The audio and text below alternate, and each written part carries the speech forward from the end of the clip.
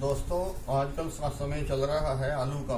आलू हालांकि हम किचन गार्डन में ज़्यादा तो उसको नहीं संभावना देखते कि कितने आलू प्राप्त कर लेंगे, लेकिन अब कहने लगे हैं किचन गार्डनिंग में अपने मन को सुधारने के लिए आप आलू भी लगा सकते हैं। आलू लगाना पास होने के लिए एक आलू के 3 आलू अगर आप बना लो तो आप पास माने जाते हैं। अगर 4 बना लेते हैं तो आप मध्यम दर्जे के उत्पादक हैं। अगर 1 के 6 बना लेते हैं तो आप सफलता यानी कि A ग्रेड के बागवान या किचन गार्डन एक्सपर्ट माने जाते हैं। आजकल का समय चल रहा है, ये अक्टूबर का अंत आ रहा है, यहाँ से नवंबर के मध्य तक हम आलू की खेती कर सकते हैं। इसमें अर्ली भी होती है, लेट भी होती है बुआई।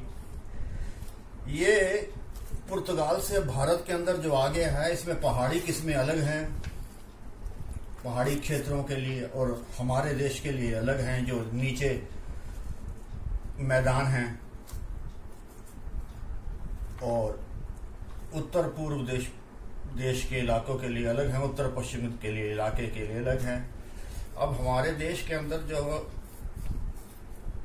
उत्तर का इलाका है उसमें अगेती, मध्यम, पिछेती 3 नमूने की ये फसल होती है।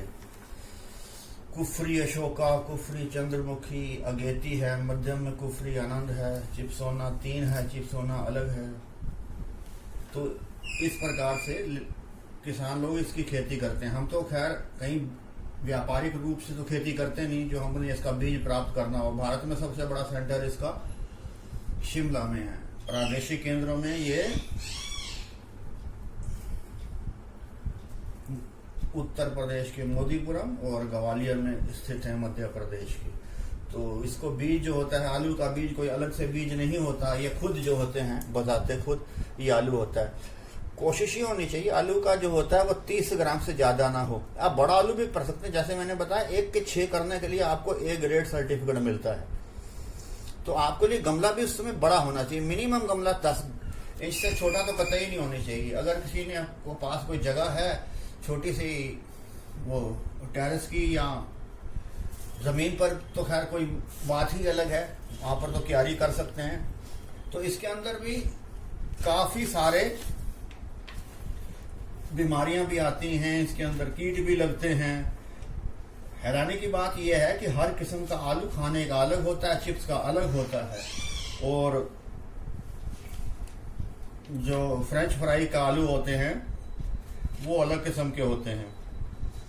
अब भारत के देश में जो पहाड़ों पर आलू लगता है वहां पर दिन छोटे होते हैं, जो मैदानों में होता है गंगा के या जमुना के वहां पर दिन बड़ा होता है। तो दोनों के लिए किस्में बिल्कुल ही अलग होती हैं। तो जो आलू का बीज, जैसे कहा कि ये खुद ही बीज है, बहुत बड़ा आलू भी नहीं लेना चाहिए। हाँ, छोटा आलू ले सकते हैं, लेकिन बहुत छोटा नहीं। कम से कम आलू 15 ग्राम से 20 ग्राम से लेके 50 ग्राम तक का आलू बहुत अच्छा चल जाता है। आलू को सीधा भी लगा सकते हैं, ऐसा ही आलू जैसे इसको पकड़ के भी लगा सकते हैं, और आलू को काट के भी लगाया जा सकता है। ये जो इसके अंदर ये है ना, गांठे देख रहे हैं ना आप, ये लगाया जा सकता है। यहाँ पर जो इसकी आंखें हैं, ये जैसे ये है, ये बहुत है, इसको उपचारित करके लगाया जा सकता है। आलू में बीमारियों में आलू के अंदर यहाँ पर भी लगती हैं, आलू के ऊपर भी, जिससे आलू शुष्क गलन भी हो जाती है, मृदु गलन भी हो जाती है, जो कि फंजीसाइड से होती है। जीवाणु मुरझान और भूरा गलन भी हो जाती है, जो कि बैक्टीरियल होता है। वो तो आहिस्ता आहिस्ता पता लगता है। हाँ, इसको भी उपचार कर लेना चाहिए। अगर हमने आलू को ऐसे लगाना है, काट के लगाना है, या आलू छोटे आलू को लगाना है, इसके लिए एक बेनोमाइल नाम का घोल आता है। उसको 1 दिन के लिए उसमें बेनोमाइल के डिबो के ना आलू को, तो आप मिट्टी में लगा सकते हैं। मिट्टी को भी आप ट्रीट कीजिए, आलू को किया ना ऐसे ही मिट्टी को भी ट्रीट किया कीजिए। उसके अंदर इमिडाक्लोरोपिड और नीम खली का अच्छा प्रयोग किया जाना चाहिए। तो हम आलू को इस प्रकार से बीमारियों से भी इसकी बच सकते हैं। आलू के लगाने के साथ एक जैसे 12 इंच के गमले में हमने 2 आलू लगाए ना, या 2 इतने बड़े पोर्शन 50-50 ग्राम के लगाए, तो एक उसके साथ में कली लहसुन की या एक छोटी प्याज की भी लगा देनी चाहिए, ताकि उन दोनों के बीच में टकराव ना हो और जो उसके इंसेक्टिसाइड हैं वो आलू पे ना लगें। जैसे बतलाया, आलू को अंदर और उसकी मिट्टी में भी कई प्रकार के फंगस के स्पोराज रहते हैं। उसके अलावा आलू में रस चूसने वाले कीट माहू लगता है, और थ्रिप्स यानी कि एफिड के बाद में थ्रिप्स जिसे काष्ठ कीट वो लगता है, सफेद मक्खी भी लगती है, तो लाल रंग की चींटियां भी आती हैं आलू के। ये सब पत्तों पर है, पत्ते खाने वाली इलियां भी आती हैं, बीटल भी आ जाते हैं।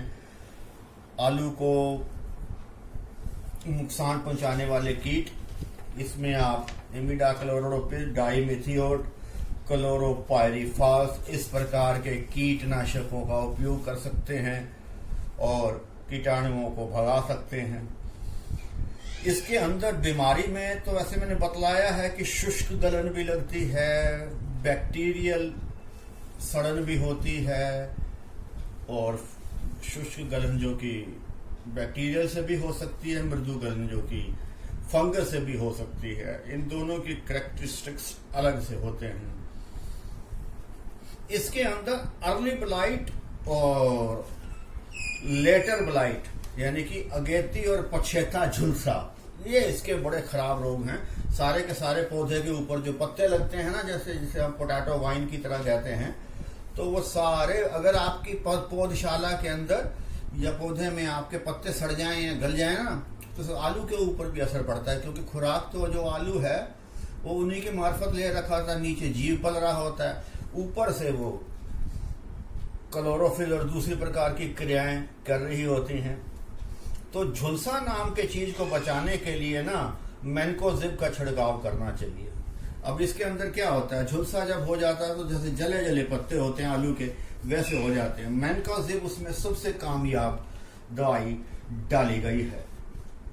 तो अगर आपने 2-4 कीटों से बचा लिया, और आपने इसको झुलसे से बचा लिया,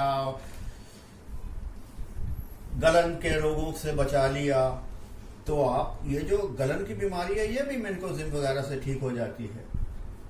तो जो सड़न की बीमारी है ये भी ठीक हो जाती है। उसका इलाज आलू को ट्रीट करके आप बो दीजिए, और जब ये समय आता है करीब 90 से 120 दिन, 1 गुना 6, एक आलू का 6, एक आलू का 3 से 4 तक तो अवश्य ही मिल जाना चाहिए। तो अब तो किचन गार्डनिंग में लोग आलू भी लगाने लग गए हैं। ठीक है, आलू को ट्रीट करके हम घर से भी ले सकते हैं। व्यापारिक दृष्टि से तो आलू के बोरियां के बोरी लगाई जाती हैं, वो खास किस्म की प्रजातियां लेकर आते हैं, तब उन खेतों की बुआई करते हैं। अगर हमने घर में ही लगाना है तो अच्छे किस्म का आलू आप ले लीजिए, सड़ा गला ना हो, उसको ट्रीट करके आप उसे लगा सकते हैं।